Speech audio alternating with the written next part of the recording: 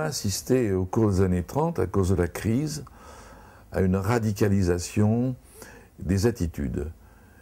D'une part, à droite, la montée des ligues, des mouvements d'extrême droite, du fascisme même, des idées autoritaires, la volonté d'abattre le Parlement, la République parlementaire, et d'instaurer un pouvoir fort.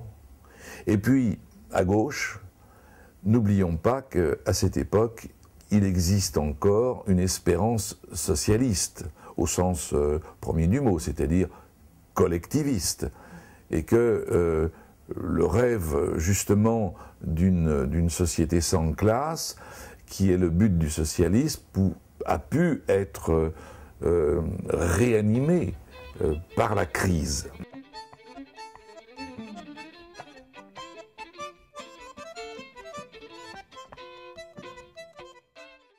À vrai dire, la crise a touché les populations. Le chômage a vu ses chiffres s'élever, plus d'1 million de chômeurs.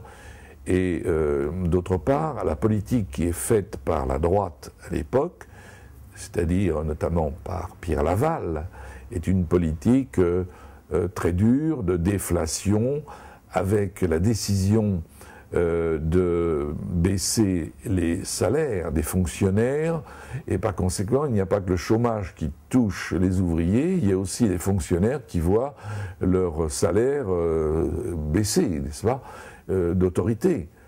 Alors évidemment, les prix baissent aussi, les prix à la consommation baissent, mais il n'empêche qu'il y a une demande sociale qui est très forte. Il faut sortir du marasme de la crise, et ça encourage naturellement la mobilisation de la gauche, notamment contre les lois de déflation de Laval, contre les décrets-lois de Laval. Ça, c'est un des mots d'ordre.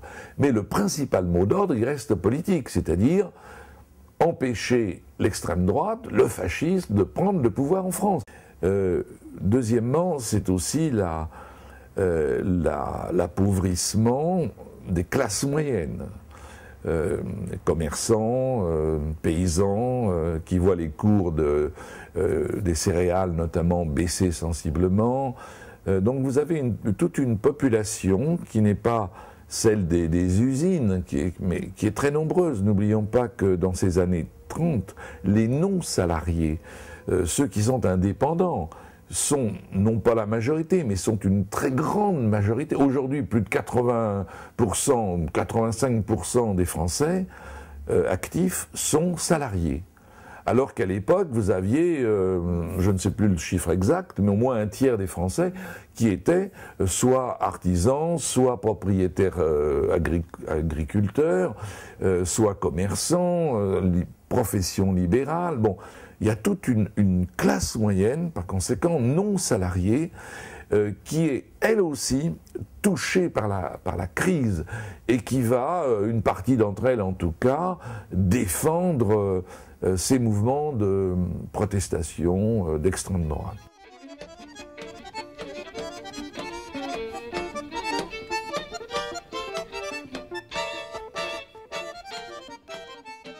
C'est cette idée que le régime en place est impuissant à affronter la crise. Il ne peut pas, il n'a pas les moyens, les ressources, il ne sait pas.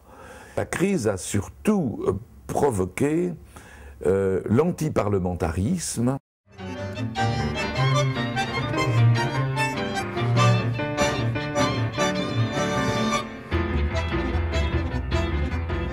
Que l'on songe à la journée du 6 février 1934, quand le Palais Bourbon, par conséquent, est pris d'assaut, ou en tout cas une manifestation très puissante, très violente, tente de prendre d'assaut le Palais Bourbon. Il y a plusieurs morts, il y a des bagarres terribles, et à ce moment-là, ce n'est qu'un cri à gauche, la France est menacée de fascisme. Alors, c'est pas tout à fait vrai, c'est pas le fascisme italien ou le nazisme, mais il est incontestable qu'il y a à ce moment-là en France une force politique qui veut abattre la République, en l'occurrence la République parlementaire, parce que ce sont des mouvements nombreux, très différents les uns des autres. Par exemple, vous avez certainement un courant fasciste qui, lui, voudrait littéralement prendre d'assaut le Palais Bourbon et faire une sorte de contre-révolution,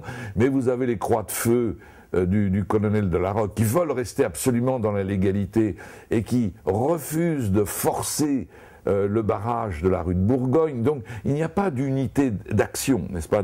Mais le 6 février, tout de même, a abouti à quelque chose, c'est à la démission du gouvernement Daladier et à la formation d'un gouvernement d'union nationale, c'est-à-dire que les gauches sont battues et c'est un gouvernement, vous voyez, fait de radicaux et de gens de droite et qui vont remplacer un gouvernement de gauche.